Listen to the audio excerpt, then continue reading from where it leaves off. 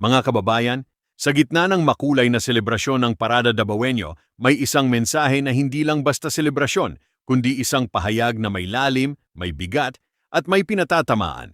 Si Mayor Sebastian Baste Duterte, hindi lang basta bumati. Naglatag siya ng panawagan. Pagkakaisa, iyan ang sentro ng kanyang mensahe. Pero ang tanong, pagkakaisa para kanino at laban kanino? Habang nagsasaya ang mga Dabawenyo, malinaw sa kanyang pananalita na hindi niya nakakalimutan ang mas malawak na laban. Ang mga isyong bumabalot hindi lang sa Davao, kundi sa buong bansa.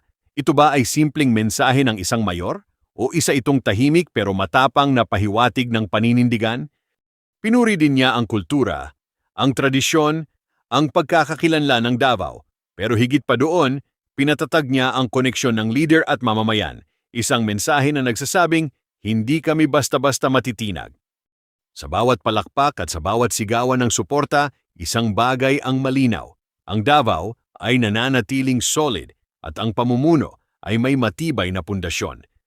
Kaya mga kababayan, hindi lang ito pista, hindi lang ito parada, ito ay paalala na sa likod ng saya, may mensahe at sa likod ng mensahe, may laban na patuloy na umiinit.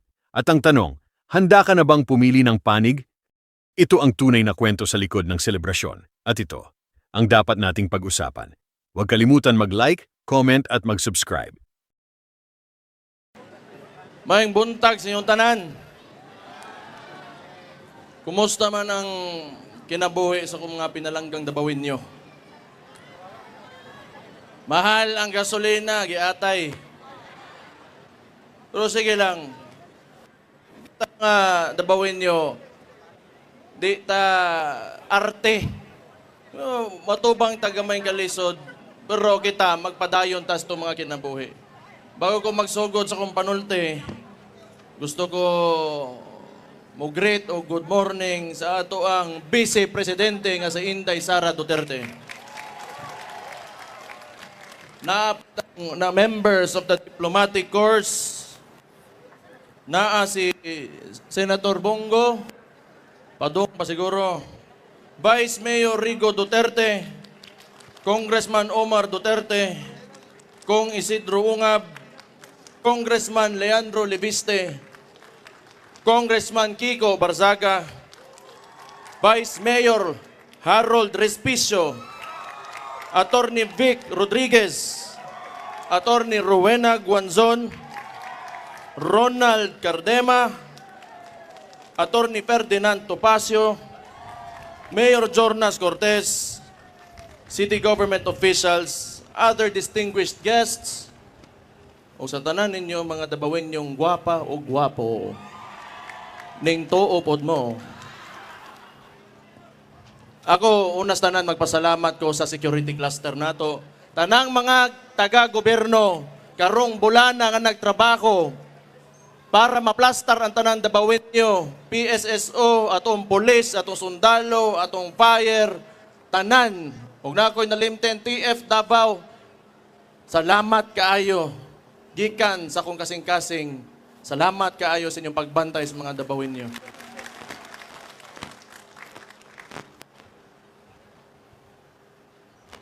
Tanawa takron, kining atong mga bisita, akong gipangdadere, kikibaw mo nga ako di ko gusto mag-istorya politika, pero ginagmay lang.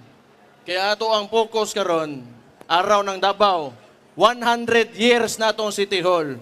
But pasabot ana, 100 years. Gabarog lang gihapon ang mga Dabawenyo o kusgan lang gihapon.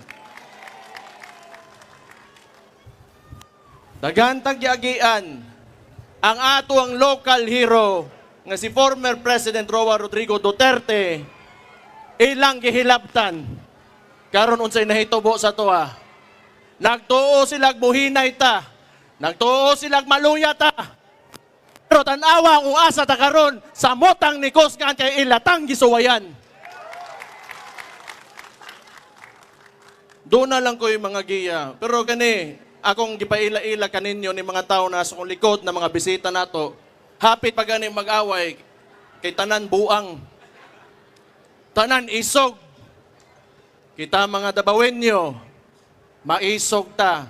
Pag kita gani, itulak sa corner, imong ipiton, wa tay laeng himuon, di man ta hilabtanon. Pero ug inyo may suwayan, magkatilog yun mong sokol sa inyong kinabuhi nga wa pa ninyo makit sukad-sukad sa inyong nataw mo.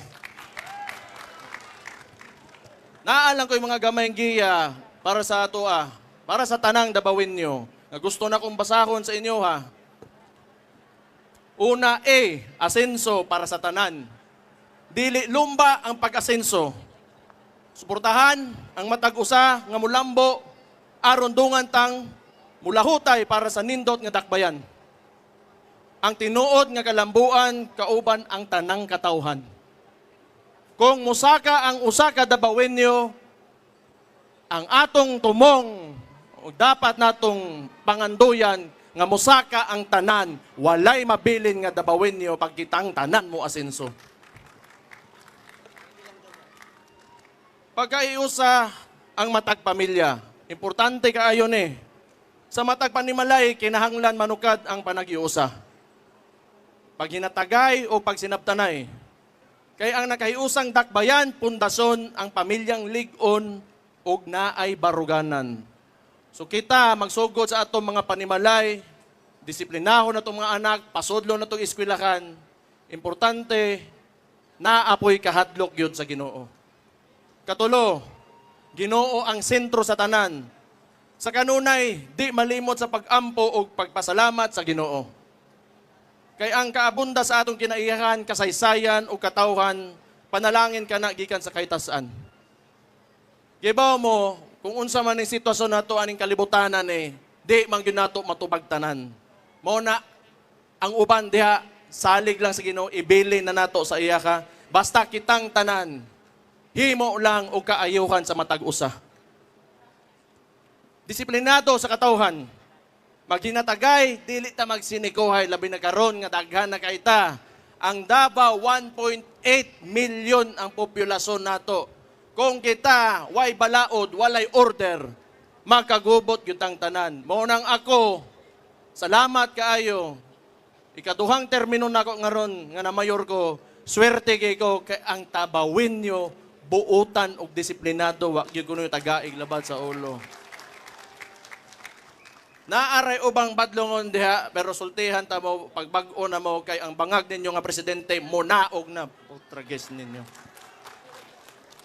So natay mga balaod, mga ordinansa, parehaan ng liquor ban, smoking ban, firecracker ban, speed limit, curfew, uguban pa, tumana lang ninyo. Kay dili man na pang-ipit sa inyo, kundi para maplastar tang tanan, aron hapsay ta, harmonious ato mga kinabuhi, og diha ta na ilhan sa tibuok Pilipinas, kay kita nakapanaog o nakapaimplementar o ingana nga balaod sa usa ka dakbayan o kita'y pinakauna. Kay ang panggobyerno, dili lang kami nga nasa gobyerno, di lang ang administrasyon nato, di lang ang mga konsehal, ang mayor, ang vice mayor, ang congressman. This is a collective effort of all Davaoenos. Kung dili, walay active participation from you, why mahitabo sa tuwa. Muna, again, magpasalamat ko sa inyong salig sa atong lokal nga gobyerno. Thank you kaayo. Salamat, anak. Doon na pa, wapa ko na human. Sige lang, kaya hapit ng paniud to. Gutom na po ko. Hapit na ni. Ang mga kabatanunan kinanglan edukado. So walay maglaroy-laroy.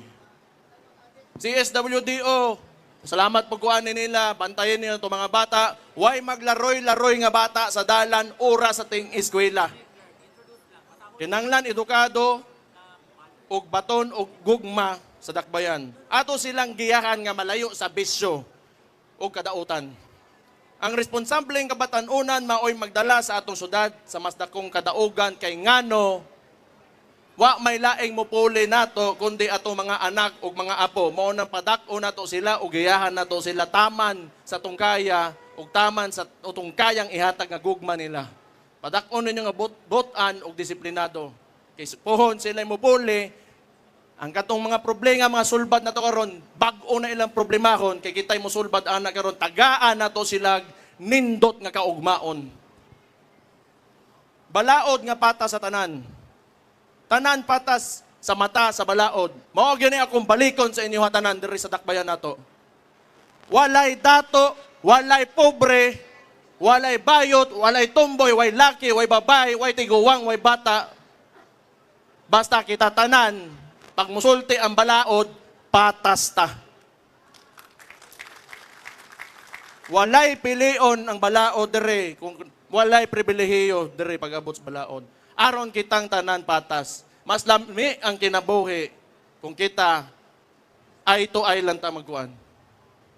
Iman ina ninyo, kana mga name dropping, ayaw mong tuuhan na, naay mo dakop, ay, ako si General, ako si Mayor, ako si Vice Mayor, ayaw mong tuuhan na, naay mo singit sa inyo sa linya, ayaw mong tuuhan na, kitang tanan diri patas, tanan ta mo linya. Mo na importante, kay aron atong lugar, nindot og organisado, plastar. Salamat kaayo sa inyong pagtuman, ana, kana nakita nako sukad sa akong pagkagamay pa diri. Thank you kaayo mga Dabawinyo. Hapit na gyud. Kabalo kong napas mo na mo. Ang droga o krimen atong kalaban. Padayon natong pakgangon ang illegal nga droga o kriminalidad. Hinumdume ang culture of security.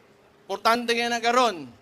Kaya doon natin administrasyon nga ginapasagdan, mobalik na pod ang mga ingon-aning mga botang pareha ng mga NPA sa ato mga kabukiran nga magsinamok na pod sa mga kinabuhi sa mga tao. Muna yung kalimting na natin culture of security. Kay bisag unsa pa ng pangsamok ang ilang buhaton, di ta nila magkaya kung magkahiusa ta og nakasabota sa tutumong nga naatay kultura nga ingunani. Maura to.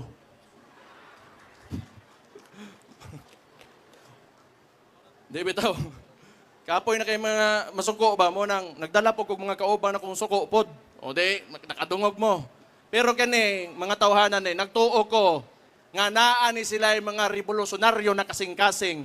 Kaysa panahon kung kanus alisod kay motingog, kining mga tawhanan nga giimbita nako diri sa akong likod karon. Pipila lang ni sila nga ni istorya sa kamatuoran ug unsa gyud tinuod nga nahitabo sa atong nasod karon. Kanay pod ang importante kaya sa kuha, sama sa kuing mga patas ng tanan, walay diskriminasyon sa tinuuhan. Atong ginarespeto ang tanang relihiyon, tribo. Oy, ang mga deputy mayors din, nakalimot ko ninyo. Ug ato mga gwapa na mga tindaog din mga mutya, ha? Gwapa kay mo. Sige, niingon lang gani ko, tinuod man. Tribo, gigikanan basta para sa kaayuhan.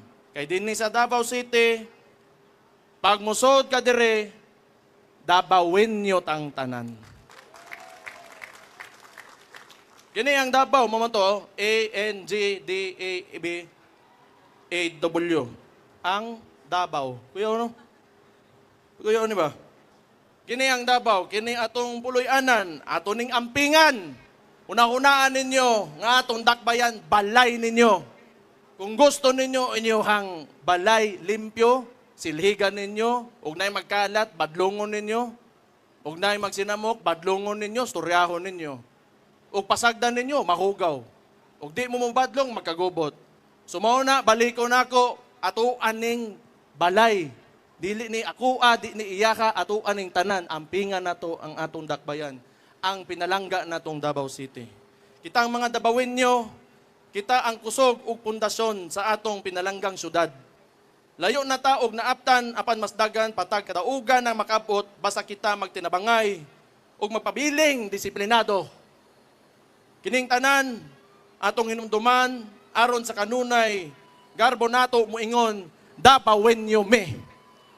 Padayong mulambo, padayong magkahiusa, mabuhay ang Davao City! God bless you all!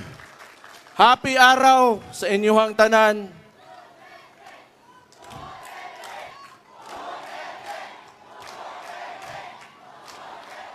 Napatay ko ingnon.